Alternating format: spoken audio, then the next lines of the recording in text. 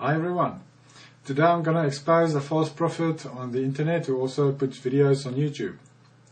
Just to make it clear, this is my video, my words. This is not the words of Elizabeth Elijah or anybody else in a mighty wind.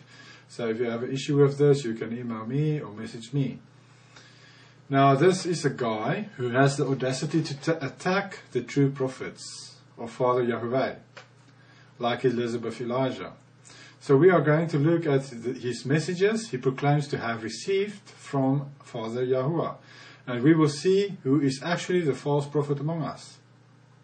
I'm only going to read excerpts from this false prophet's website, and then you can decide for yourself if he is a true or false prophet. So we will judge him by his words. Last year, end of September, I had a long email conversation with a person who calls himself Hallelujah Yahushua 1 on YouTube. Now, I'm not going to call him by this because it's our Savior's name, so I'm going to call him Jimbab, if I refer to him. He talked about hell, if it is a place of punishment or if it doesn't exist. Now, this guy said hell doesn't exist. Here is the false prophecy this guy based his views on. The false prophet who goes by the name Timothy. He has a website called Trumpet Call of God Online. Now this is what he said on this website. Shall I, even I, torment my beloved? They who are tormented continually by he who is and has torment in his vesture. Satan is the tormentor, not knowing my children. By your own mouth you have called your God Satan. You see here, he's clearly saying here already that if you say there is torment, that there is hell, then you are calling God Satan. Well, that's a bold statement. Then he goes on by saying, repent therefore and mend your ways, forsaking your corrupt and evil teachings. Become again a child of God and learn to walk uprightly, leading others into love by love, not fear.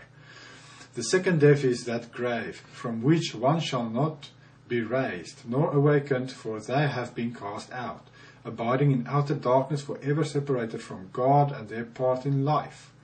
These know not anything. Remember these words, these know not anything. Forevermore returning to that which they were formed from. This is the eternal state of my punishment for those who have chosen death, by their forsaking of my gift, wherein is life everlasting. So then, they under condemnation are dead. In no way are they part of the living, nor are they living in torment. Remember these words, nor are they living in torment. Their inheritance is lost. They have been blotted out, a broken vessel of dishonor received by the earth once again. Stop blaspheming your God. So here he compares any Christian who says there's a hell to somebody who blasphemes God. Then he goes on, I have greater understanding of my mercies that endures forever. My son did sleep in the lower parts of the earth, his tomb for 3 days. By no means did he descend into the evils of man's imaginings. This is also an important part because I'm going to talk about this last bit later on, about our Messiah sleeping, as he says. During our conversation, I noticed that this guy is trying to make the Bible fit into his false prophecy. We can't do that. The Bible is our solid foundation, and always should be. Here are a few scriptures I mentioned to him that proves this prophecy is false. Revelation 14 verse 10 and 11. The same shall drink of the wine of the wrath of Yahuwah, which is poured out without mixture into the cup of his indignation. And he shall be tormented with fire and brimstone in the presence of the holy angels and in the presence of the Lamb. And the smoke of their torment ascendeth up for ever and ever. And they have no rest, day nor night, who worship the beast and his image, and whosoever receiveth the mark of his name. Clearly, this is totally opposite of what this false prophecy said. In this false prophecy, he says, they will sleep. There will be no torment. Now this scripture alone says there is torment. There will be no rest. Mark 9 verse 43 to 48. Our Messiah says the worm does not die and the fire is not quenched. Then I said this to the guy, if there is nothing to eat, the worm would die. And if there is nothing to burn, why would the fire burn forever? Matthew 24 verse 51, Matthew 25 verse 30, Luke 13 verse 28, and there's only a few of the scriptures that points to hell as being a place of torment forever. Now he has the guts to say that Christians blaspheme God if they believe that hell is real. Doesn't that sound like Satan to you? It sounds like Satan to me. Because this is a message Satan will preach, that, oh, you blaspheme God if you believe in hell. And, oh, you hate God if you say that hell is a place of punishment. And what he is trying to do with this false prophecy is so that people will not be afraid anymore to sin. That they won't be afraid anymore to live lawless. There won't be anymore an incentive to live holy. Because if they believe what this guy says, then they can say, well, I can sin because when I die, I only sleep. Nothing's going to happen. There is no hell. There is no torment.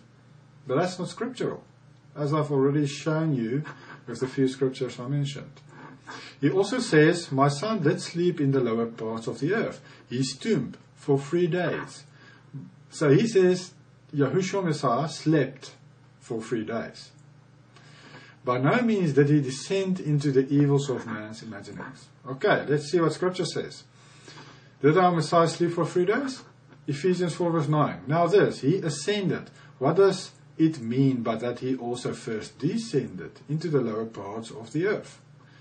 Alright, here already we see that he descended into the lower parts of the earth. Now this prophecy says, by no means did he descend into the evils of man's imaginings.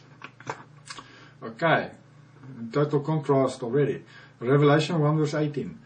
I am he who lives. This is Yahushua Messiah speaking. I am he who lives and was dead, and behold, I am alive forevermore. Amen. And I have the keys of Hades and of death.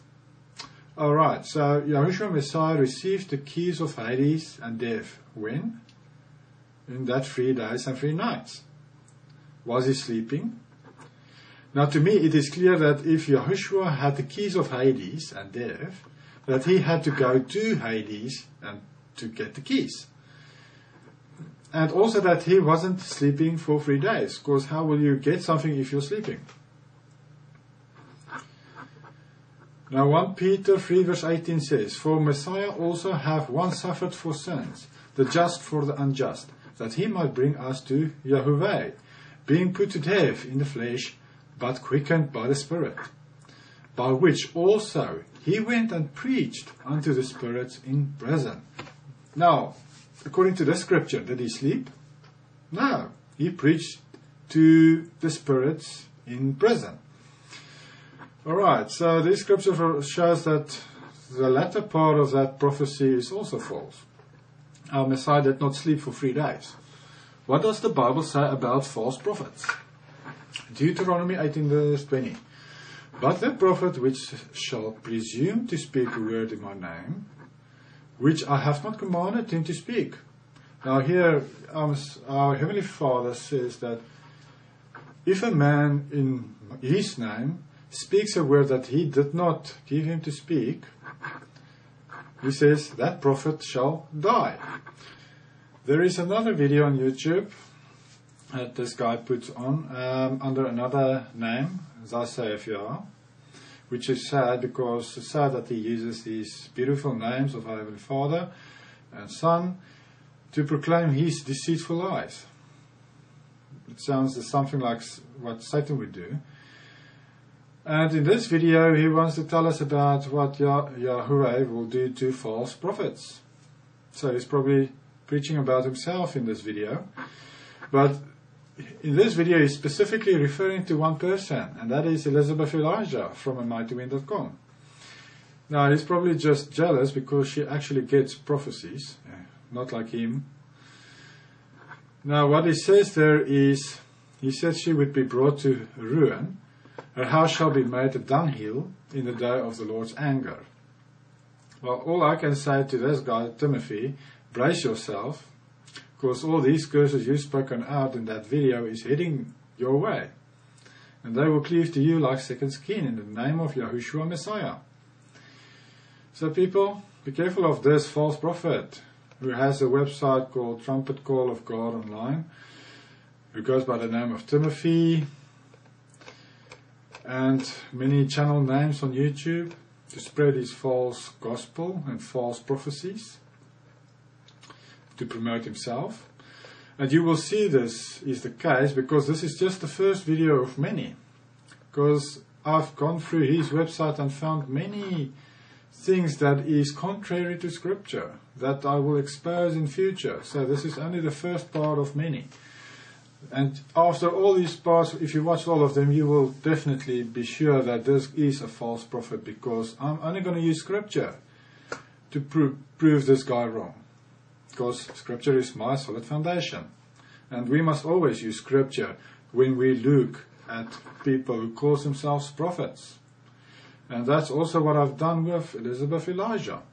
When I went to amightywind.com, I used Scripture and I looked at her website and her prophecies that she received from Father Yahweh, and it lines up with Scripture. It's not contrary to Scripture. So that's why I believe she is a true prophet. And not just that, when I read those prophecies on a mighty wind, I do experience the set-apart spirit, and she leads me to repentance. Those prophecies lead you to repentance, and it never focuses on the prophet. It always focuses on the Heavenly Father, the Son, and the Spirit.